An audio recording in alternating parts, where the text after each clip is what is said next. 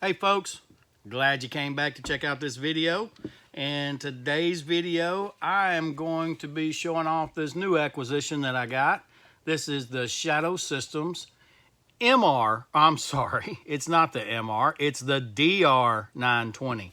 The MR920 is a Glock 19 sized gun. This is a Glock 17 sized gun. I've always really liked the feel of a Glock 17, so I figured I would pick this one up and play around with it and see if I liked it. I got it off Gunbroker for $749. That was a steal for this because even though this is the combat model, doesn't have the fancy slide cuts in it, it still does have the optics mounting platform in the back, and it has a threaded barrel. Both of these are upgrades, and this gun retails for like somewhere around 900 bucks, maybe a little more with the slide cut and the threaded barrel. But for $749, that's not bad, because if you went for an MOS version of a Glock 17, you're not looking, you might be looking at about 100 bucks cheaper. And in today's market, if you can find one, it might be the exact same price. I don't know. But this gun, just let's just say roughly, was $100 more than a Glock 17 MOS Gen 5. And I think it's a good deal. Now let's get down here and look at this gun and show off some of the features of it. The Shadow Systems DR920. It's almost exactly like the MR920, with the exception that it is a Glock 17 size. If you'll look, you still get the nice front serrations. You get the nice rear serrations. If you look on top, you still get that nice optics mounting platform.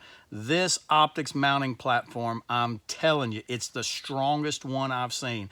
Agency Arms, their mounting platform, and FN's new mounting platform are super strong, and they're really, really well done and thought out.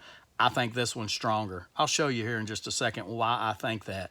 Also, you've got the Ameriglow front sight that has a luminescent ring with a tritium valve, and the Ameriglow rear sight. Now, these aren't standard height sights, but they're not suppressor height sights either. If you look at the Ameriglow sights for normal Glocks, they're going to be just a little bit lower than this. But these, in my opinion, are a perfect combination of the two, and I really, really like them. This one, I left the barrel in it. I'm not going to change the barrel out on this one, and you can see it's a spiral fluted barrel. It also comes with a thread protector and an O-ring to keep that thread protector coming off. I like that. This one is, as all Shadow Systems are, built off a Glock Gen 4 platform. This is not a Glock Gen 3 platform. The back strap is thinner like the Glock Gen 4s. Also, the ejector housing inside is a Glock Gen 4 ejector housing. The mag release is a Glock Gen 4 mag release, and the cut in the front is a Gen 4 slide. So this is not a Gen 3 slide. It's got the large cut in it. Now, how do they make a Gen 3 recoil system work on a Gen 4 platform? There's a lot of other people that have been doing this, and I'll show you. They use a little adapter right up here up front. So it increases the size of the bearing surface, so now they can use a Gen 3 recoil system on this Gen 4. Now, this recoil system that they use is not a Glock 17 recoil system. A Glock 17 barrel will fit in here, but you will not be able to get it to work correctly. Not a Gen 4 Glock 17 barrel. I put a Gen 4 Glock 17 barrel in here and immediately knew it would not work based on the recoil system. That's okay with me. It doesn't matter. This is a Glock, like I said, a Glock 19 recoil system. It works just as good on a Glock 17 as it does a Glock 19. And the way you can tell is you see this extra meat right here in the front. It's kind of like a Glock 34. Well, a Glock 34 uses a Glock 17 recoil system. That's why it has this extra meat. If this was a 17 recoil system, it wouldn't have this extra meat. It would just be cut off, and you would have that part at the front for your recoil spring to mount into. Like I said, that's just the way Shadow Systems decided to do it. I don't think that's a con in any way. I just think that it's their way of keeping things simple so they can keep the cost down on these guns. Let's go up here and look at the trigger on it. The trigger on this thing, surprisingly, is different from the trigger on my MR920. My MR920, I'm just going to say it wasn't a very good trigger. Now, I have in total about 400 rounds on it now. I've shot it since the last time I did a video on it, and it has about 400 rounds on it now. And I will say that the trigger is improving quickly. It's a lot better than it was, but it's still not a great trigger for a Glock. This one, on the other hand, is totally different. I want you to watch where the wall is. Okay, so we're at the wall on this trigger. Now, I want you to watch how far the trigger moves or how much creep is in the trigger before it breaks. Not much at all. There's a little bit of creep, and almost, with the exception of the Timney trigger, almost all Glock triggers are going to have a little bit of creep, but that's pretty nice. So let's watch that again. You come to the wall, nice firm wall. I do like that. And then you begin to add pressure, little bit of creep, then it breaks. That's not bad, okay? That's really not bad. This is better than a factory Glock trigger. This is on par or better than a Gen 5 factory trigger. The weight is on point. It's probably about 4.5 pounds. And as a matter of fact, I'll get my trigger pull gauge out here in a minute and we'll test it. But I think it's probably around 4 to 4.5 pounds. It might be a little less than 4.5.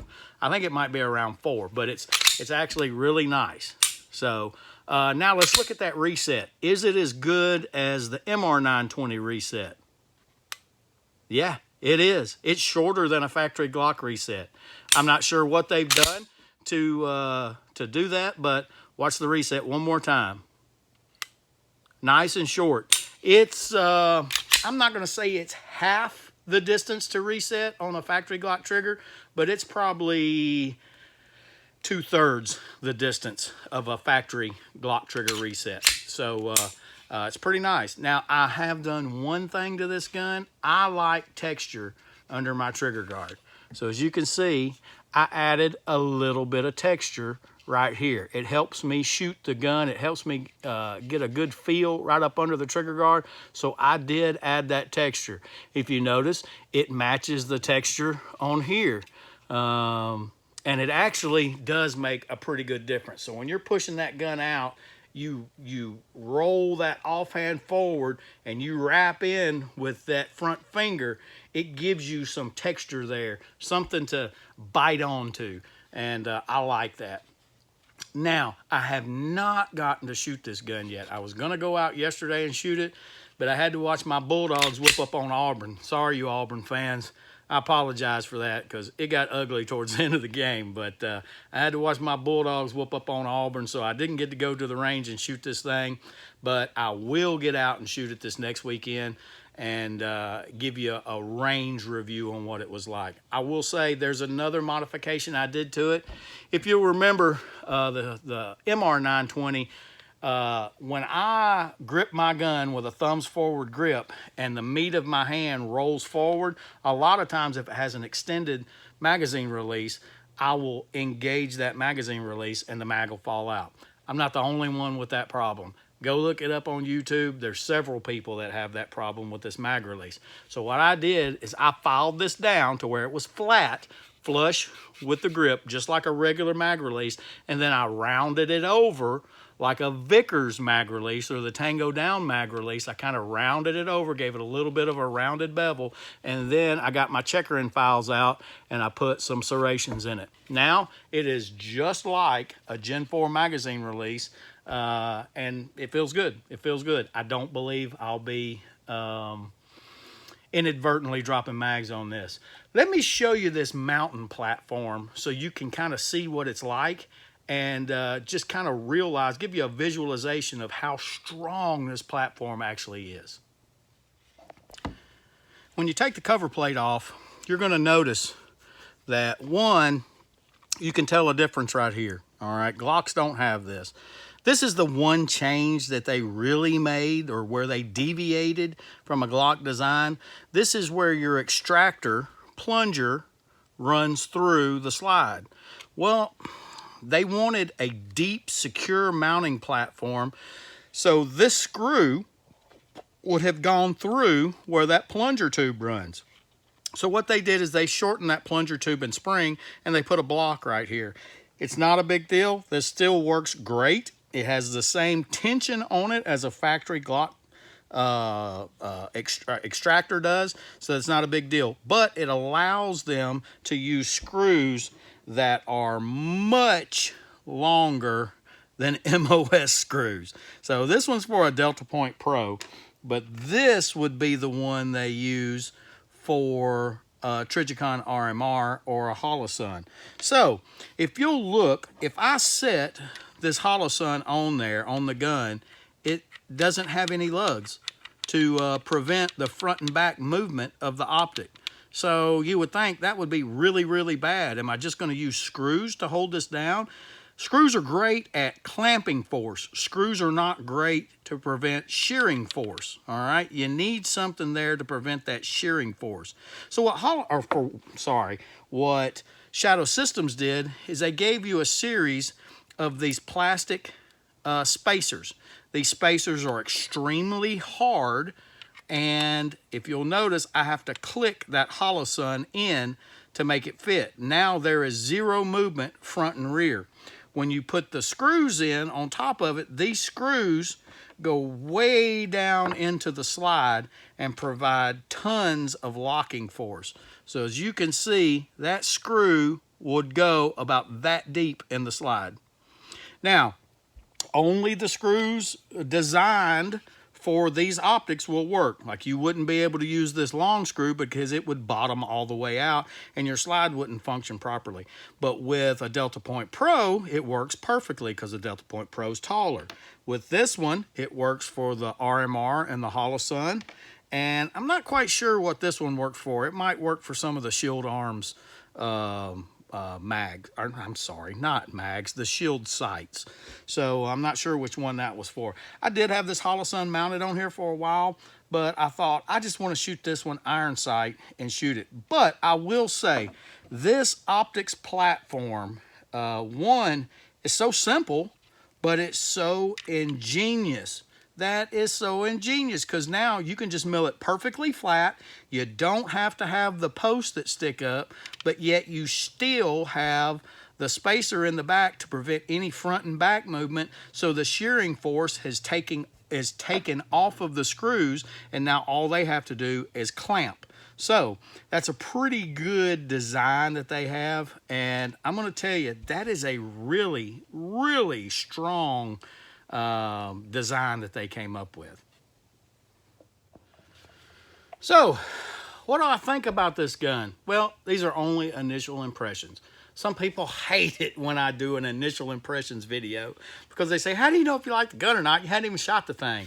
Well, I've shot its brother, its little brother, the MR920. So I'm pretty confident in saying if I like that, I'm probably going to like this one.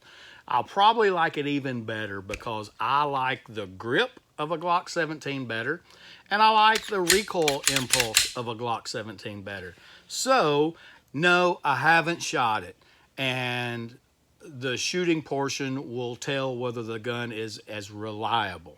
But if it shoots anything like the MR920, I'm gonna like it. The trigger is much better than the MR920, and I got this gun for $749. I mean, yeah, $749 is not cheap. That's not cheap. But for an upgraded Glock, and folks, that's what this is. It's an upgraded Glock. That's a good price. I couldn't add these options by sending it off for what I paid for the gun. So I think Shadow Systems is on to something here. I still don't believe that this gun is worth $1,000. But you know, let me explain this to you. Agency arms, the cheapest I've seen one was $1,500. The most expensive I've seen have gone up somewhere around $3,000. There is no way I would pay $3,000 for an upgraded Glock. It ain't happening, all right? I'm not going to pay $3,000 for what they consider the perfect Glock. I'm not going to pay $1,500 for the perfect Glock. I will pay $750 for this because it has every option that I would want to improve on my Glock. Front serrations, sight cut, night sights, better trigger, and a mag well. And you're getting it for about $100 more than what you would pay for a regular Glock. That's a good deal. $1,000, like I said in my last one, it's your money. If you want to pay $1,000 for it, more power to you. But I think for $750, even $850, this is a really good deal. Any more than that, I would pass, but that doesn't mean that you should pass. It just means that I think it's too much. But I will get this gun out and shoot it, and I expect it to be just as reliable as my last Shadow Systems, and hopefully I'll even like this one a little more. Now, I did call Shadow Systems because I like the Holosun 509Ts. I like enclosed optics. Now, if you can see on guns that I carry every day, well, like concealed carry, I don't have a problem with an open emitter. But on a gun that I'm going to carry outside the waistband that is going to be exposed to the elements, I prefer an enclosed emitter design. So I called Shadow System and asked them, is there a way to mount the Holosun 509T to this gun? They said, absolutely. Use the RMR adapter plate that they have in the box, because they ship with an RMR adapter plate. Use the proper spacer, mount the adapter plate to the slide. Now, they did say you will probably have to shorten the screws that you use because they'll go all the way through. Not a big deal, okay? You can go down to Home Depot or Lowe's and find the screws, or you can just take these screws and shorten them. That's probably what I'll do. And then the 509 mounts right to the top. Now, I can almost guarantee, since it'll sit up a little bit higher, I'm going to have to change these sights out. So I'm going to lose these good sights. But I've got 3 pair of Ameriglow suppressor height sights, full-size suppressor height sights, that I'll just slap on there. I'll slap one of them on there, and I'll be able to co-witness with it. So I'm going to run this one without an optic first. Then I'm probably going to mount that 509 to it with those suppressor height sights, and I'll give you a kind of a review of what I think about it. Anyway, thank you for watching my initial impressions of this DR920. I hope you liked it. If you did, give me a like, please. If you didn't like it, give me a thumbs down. It's not going to hurt my feelings. If you have some questions about it, leave me a question down there at the bottom. If you want to point out something that I didn't cover, mention it down there at the bottom. A lot of people thought that this was a Gen 3 variation, and it's not. Even Shadow Systems will tell you this is a Gen 4 variation. So anyway, thanks for watching. I hope y'all have a good one.